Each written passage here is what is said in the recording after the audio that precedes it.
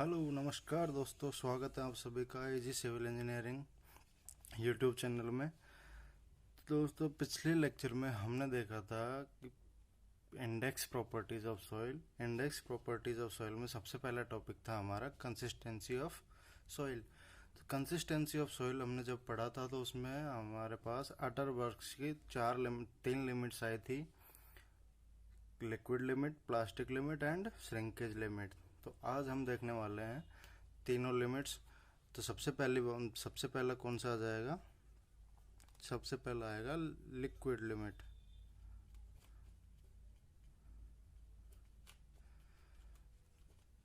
सबसे पहले हमने देखा था कि लिक्विड लिमिट होता क्या। अगर लिक्विड लिमिट की हम डेफिनेशन बनाए तो किस तरीके से लिक्विड लिमिट की डेफिनेशन बनेगी। तो सबसे पहले हमने देखा था कि अगर किसी भी सॉइल सैंपल में वाटर कंटेंट और ऐड करते जाएंगे तो एक पर्टिकुलर वाटर कंटेंट होने पर सॉइल फ्लो करना स्टार्ट कर देगी, कि सॉइल के पार्टिकल्स वाटर के साथ में फ्लो करना स्टार्ट कर देंगे। उस लिमिट को हम क्या बोलेंगे? Liquid limit. तो इस हिसाब से अगर डेफिनेशन बनाया जाए तो liquid limit can be defined as the minimum water content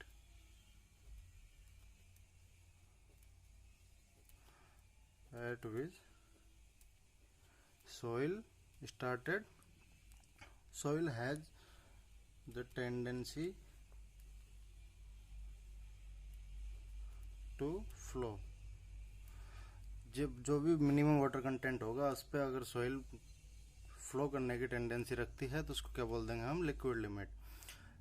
तो इसको एक लिक्विड लिमिट को हम प्रैक्टिकली कैसे मेजर करेंगे, कौन से एक्सपेरिमेंट के द्वारा मेजर करेंगे, वो भी हम देखते हैं। तो लिक्विड लिमिट मेजर करने के लिए हमारे पास एक एक्सपेरिमेंट है। उस एक्सपेरिमेंट का नाम, तो दोस्तों लिक्विड लिमिट मेजर करने के लिए हम एक एक्सपेरिमेंट का यूज़ करते हैं। उस एक्सपेरिमेंट में एक बाउल होता है। बाउल में हम सॉइल सैंपल फिल करते हैं और उसको एक ग्रुप में डिवाइड कर लेते हैं। सॉइल सैंपल को दो पार्ट्स में डिवाइड कर लेते हैं। वो ग्रुप कितने हाफ इंच का डिस्टेंस होता है दोनों सॉइल सैंपल के पार्ट उसमें बीच में। और फिर उसको 25 नंबर ऑफ फ्लोज देंगे सॉइल सैंपल को। उसमें बाउल में 25 नंबर ऑफ ब्लोज पे अगर वो सॉइल सैंपल एक का ग्रुप मिट जाता है या फिर दोनों सॉइल सैंपल आपस में मीट कर जाते हैं, उस 25 नंबर ऑफ ब्लोज पे जितना वाटर कंटेंट होगा उस वाटर कंटेंट को हम क्या बोलते हैं? Liquid limit. तो सबसे पहले अगर हम एक एग्जांपल के थ्रू समझे तो जैसे अगर अपने पास W1 5% वाटर कंटेंट है, उस पर अपने नंबर ऑफ फ्लोज कितने लग रहे हैं? 85 मान लिया। जैसे W2 कितना है? मान लिया 20% वाटर कंटेंट है और नंबर ऑफ फ्लोज कितने लग रहे हैं? 60 लग रहे हैं। सपोज W3 पे मान लिया कि 33% लग रहा है, 33% वाटर कंटेंट हो रहा है। तो नंबर ऑफ ब्लोज इस पर कितना आ रहा है? जैसे 29 नंबर ऑफ ब्लोज आ रहा है। तो एक लिमिट ऐसी आएगी जिस पे वाटर कंटेंट लिक्विड लिमिट पे होगा और नंबर ऑफ ब्लोज कितने होंगे? 25। अब अगर इसका वेरिएशन हम ग्राफ के थ्रू समझे तो ग्राफ के थ्रू समझने के लिए हम एक ग्राफ प्लॉट करना पड़ेगा between water content and number of blows. तो जैसे कि नंबर ऑफ ब्लोज हमने ये ग्राफ बनाया है, ये ग्राफ है। तो वाई एक्सिस पे नंबर ऑफ ब्लोज हो गया, एक्स एक्सिस पे नंबर ऑफ ब्लोज और वाई एक्सिस पे वाटर कंटेंट। ठीक है। अब जैसे कि W1 वाटर कंटेंट यहाँ पे था, W2 यहाँ पे, W3 यहाँ पे, WL ये हो गया, WN ये हो गया मान लीजिए। अब नंबर ऑफ फ्लोज यहाँ पे होंगे, यहाँ पे जैसे log N1 लॉग की फॉर्म में लेंगे, log 25 नंबर ऑफ फ्लोज और log N2। तो जिस हिसाब से अगर W1 के पास में हमारी नंबर ऑफ ब्लोज कितने थे 85, तो इट मीन्स इसका पॉइंट यहाँ पे कंसिडर किया जाएगा। जैसे नंबर ऑफ ब्लोज N2 पे हमारे कितने, जैसे हमने मान लिया N2 पे नंबर ऑफ ब्लोज N2 कितने 15, 10-15 मान लो, 10 से 15 पे।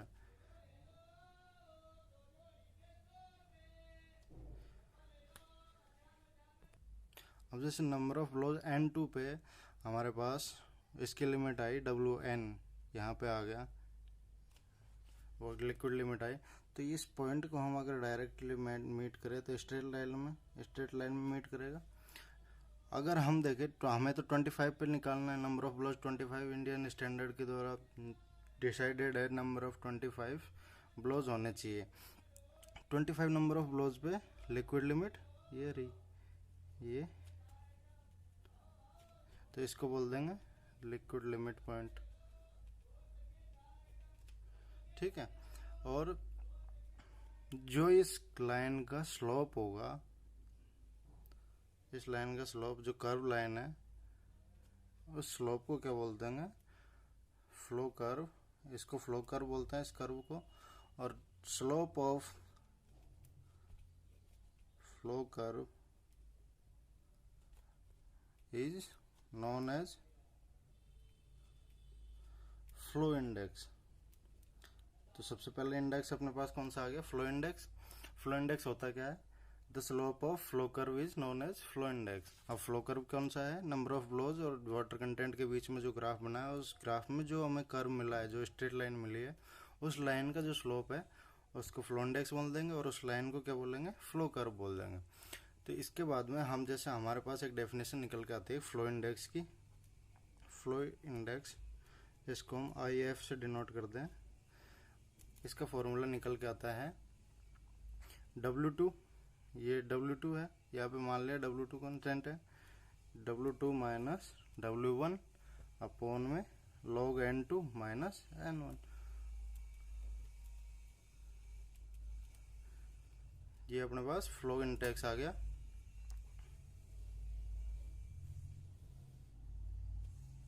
ये फ्लो इंडेक्स आ गया अपने पास। फ्लो इंडेक्स आने के बाद में हम एक चीज़ देखेंगे, जैसे नोट नंबर 1 है, जैसे नोट नंबर 1 है, नोट नंबर 1 में देखेंगे कि फाइन ग्रेन सॉइल जो होती है, फाइन ग्रेन सॉइल वो हाईली प्लास्टिक होती है। हाईली प्लास्टिक क्यों होती है, क्योंकि इसके पार्टिकल्स बहुत स्मॉल होते हैं। पार्टिकल स्मॉल होने के कारण ये बहुत ज़्यादा लिक्विड, मतलब वाटर कंटेंट अपने आप में एब्जॉर्ब कर सकते हैं। मोर वाटर कंटेंट,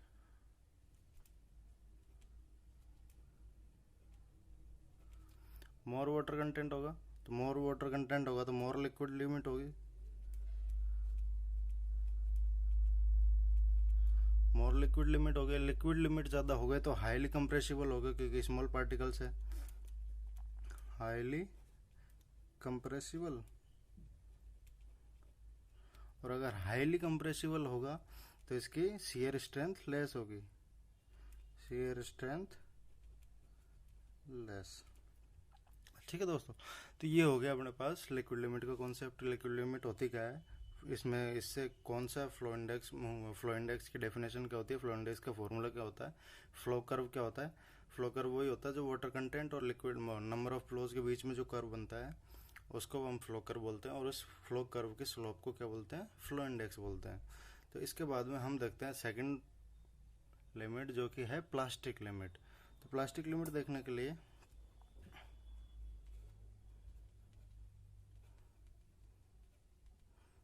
ये प्लास्टिक लिमिट, प्लास्टिक लिमिट क्या होती है, तो सबसे पहले दोस्तों देखते हैं प्लास्टिक लिमिट क्या होती है। तो इसकी डेफिनेशन अगर हम देखें, जैसे कि प्लास्टिक लिमिट में, लिक्विड लिमिट में सॉइल को वाटर के साथ में फ्लो करना स्टार्ट कर देती है, और प्लास्टिक लिमिट में अगर हम सॉइल के थ्रेड्स बनाना स्टार्ट करें 3 mm साइज के, 3 mm साइज या फिर डाया थ्रेड्स बनाए, तो वो क्रम्बल होना स्टार्ट कर देते हैं, CRUMBLE क्रम्बल हो जाता है, उस लिमिट को हम क्या बोलते हैं, प्लास्टिक लिमिट। तो इसकी डेफिनेशन अगर हम लिखें तो it can be defined as the minimum water content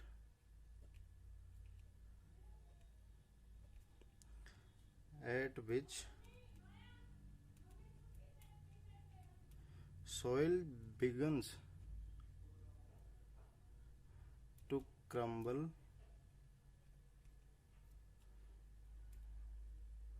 when rolled into thread of 3 mm size.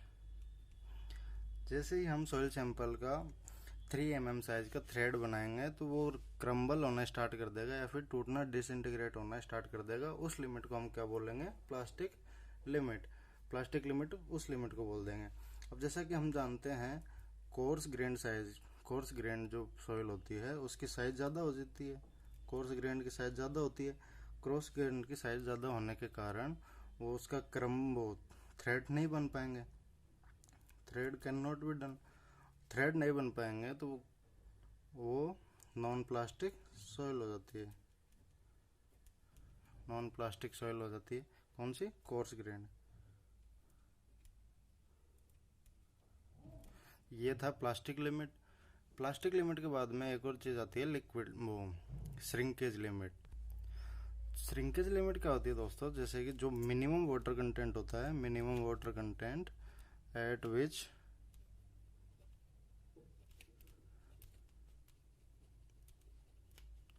soil gets saturated।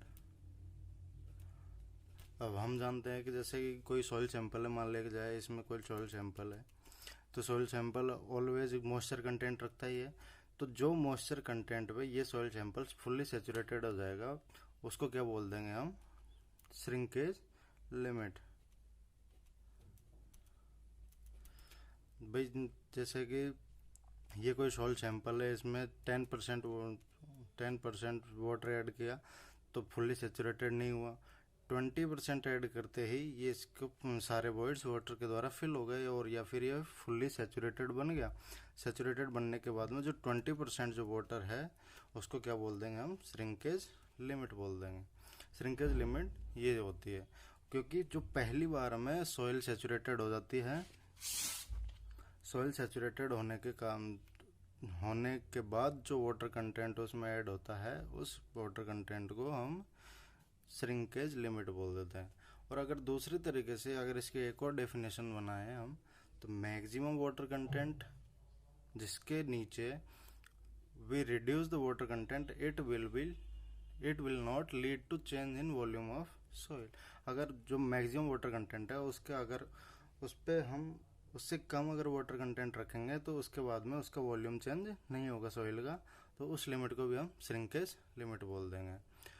Shrinkage limit ये हो गया। अब नेक्स्ट आता है अपने पास कुछ नोट्स है। Note number 1, volume shrinkage, volumetric shrinkage.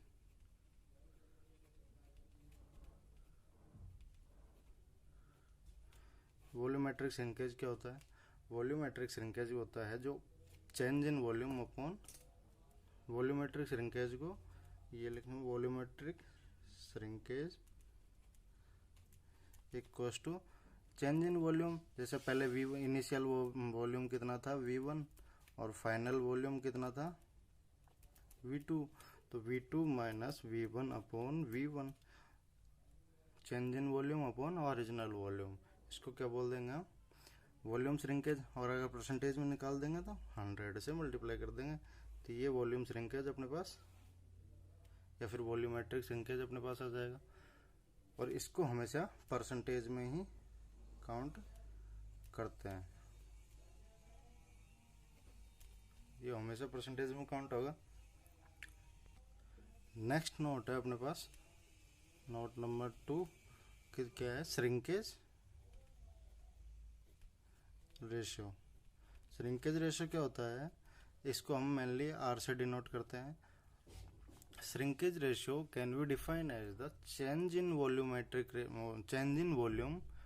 with respect to change in water content.